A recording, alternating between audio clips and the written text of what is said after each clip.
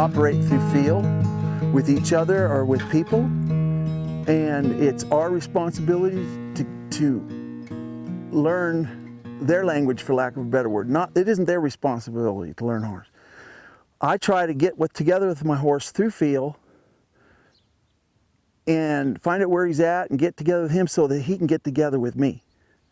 And when that feel disappears between the horse and the human, they revert back to their self-preservation, and that can be at all different levels. That can be bucking you off and running home, or it can be just they're just shutting you off, looking around. So horses operate with each other, with the human, through feel. And I'm trying to help people be aware of that and start to see it and try to feel it.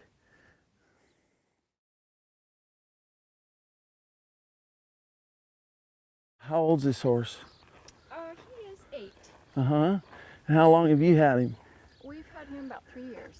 They've been nervous. Mm-hmm. He's a little head shy. Mm-hmm. You can see right now, Mm-hmm. it takes a little while to kind of relax.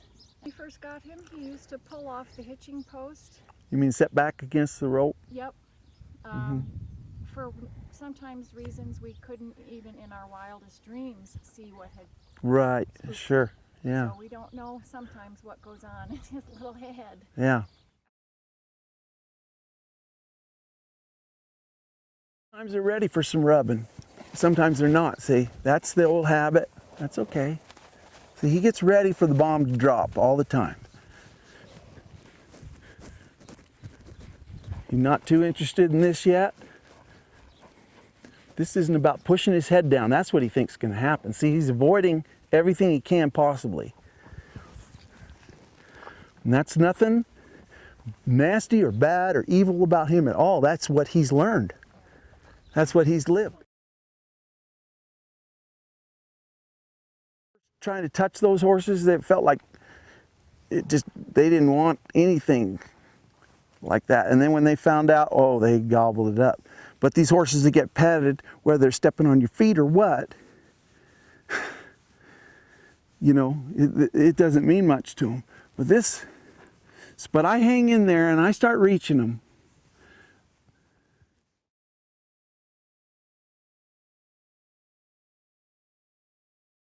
Just ask there, and when he softens, I'll give back. See, I'm right there. I got a clear picture in my head, something as little as slight as that.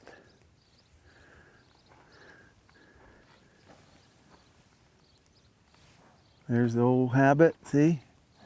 And just, there we go. See, I don't try to hold it there. I just try to help him find that that's a place that doesn't weigh anything.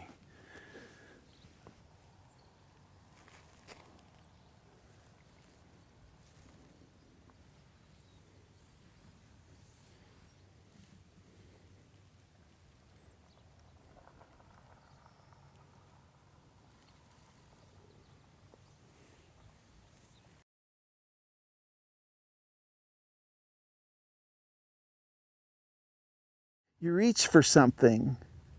What I mean, you reach for their feet, you reach for his mind, you know, you reach for him right here, see? And you can maybe having trouble up here, well, you could go down here and get something going with his feet, like reaching for his feet, and that'll help this turn loose. So, you know, I've gotten some of these horses where, you know, they get, that feels a little different to him. And I'm gonna do a lot here with my left hand to help this foot to start to just learn how to follow this feel. See? There, right. It's getting ready. I'm using my left hand. There we go, see? Reaching for that. I'm using my left hand a lot, but I'm blending this feel in. That feels different to him. He's never had that done, so it's not making it happen, but it's got to move here. There, see? I turn loose. There, it's going to go. Not an exercise. Throw that out the window. That's Pilates. Yeah, this is just an approach. This is about I'm reaching for something and getting it to turn loose and follow my feel, something that hasn't been wrecked yet. So it's a whole new thing. I can reach these horses and get him there. See, I'm doing a lot with my left hand, but I'm using this to get in time with that, that'll start meaning more to him.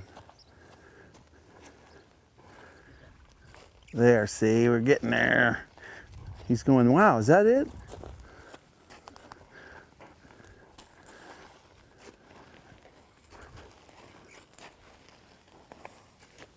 You're pretty nice.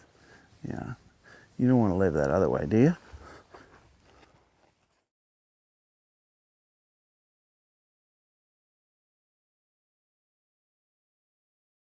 You're going to just kind of get in there and see if you can bring the life up slightly to come off of that feel.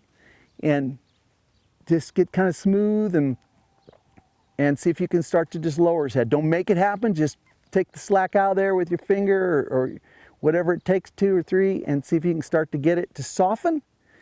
And when he comes down, you'll turn loose for now.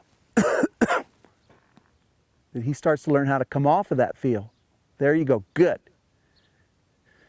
See, that's what we're starting to try to get, that you reach for him and that he follows the feel and turns loose instead of getting against it. See how his head and neck's softer now than when we first getting away from him now? I can really take a good look.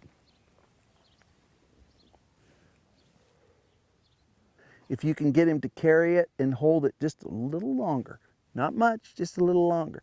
And that's about when you're on him, you'll pick up your reins and take the slack out and try to get him to turn loose and follow that feel and stay soft. See, he's kind of believing it now. At first, he wasn't interested in being rubbing. He felt like I was rubbing a piece of steel. Yeah. But you can feel him soften now. He's kind of starting to, this is having a value to him.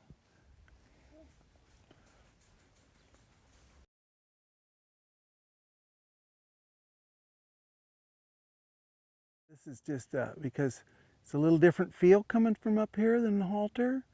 And so it's a fresh foot place to start, just like the foot was for me. See? Yeah, he's already got a way of living with the halter. He's pulling against it. But me and him got together. See, the stuff I did with the feet helped with this, and this is going to help with the feet. Because it's all about turning loose. It's not about, oh, I'm going to work on his feet now. See, I'll wait here. That's what never happened to him when he was broke to lead.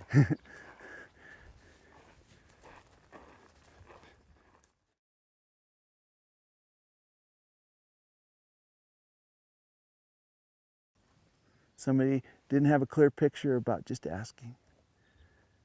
So then when he tried, they're still asking. We want to recognize, no matter what we're doing, the slightest little try, the slightest little change. And then it becomes really fun because, I mean, like, I could dink around one of these for hours without driving them nuts and get so much going. And because I'm seeing all these little changes, and that's what keeps me encouraged or directs me of whether I'm going down the wrong road, you know. So when I first met him, you know, just a little while ago, a very short time ago, you know, when I first reached for him up here, he would, I was asking him just to kind of follow my feel and take his head to the left, and he was just really, would fling his head to the right, just pretty much fling it. And his head was pretty elevated in his neck, and just now, see, that's all starting to be, it's getting there. You can see him. What I like is the horse has got a different expression on him. He's starting to get a little bit, his head and neck's hanging softer. He's, you know, starting to work his mouth. He's getting more sure and more certain. Mm-hmm. And that kind of stuff is pretty valuable stuff, because you get them soft, you get them sure, and then you can start going on and getting more, you know, going up the line and getting more stuff going with them. Yeah. But if they're braced and they're tight, you're just, in my humble opinion, you're just wasting your time. Yeah. Because they're already feeling of you. They're coming in pretty uncertain, and they got a pattern. So we sort of broke the pattern on him and started to get him where he's starting to get a better look on him. And this was just like one little short time with him, if a person was going to decide they want to take the time to get him nice and build on this, why, it would get more and more that this would become the way of life with him instead of braced. So I'm really encouraged by the change I see in him, and I just don't know any other way to go. I want to get them believing me that I've got a quality that they can believe in.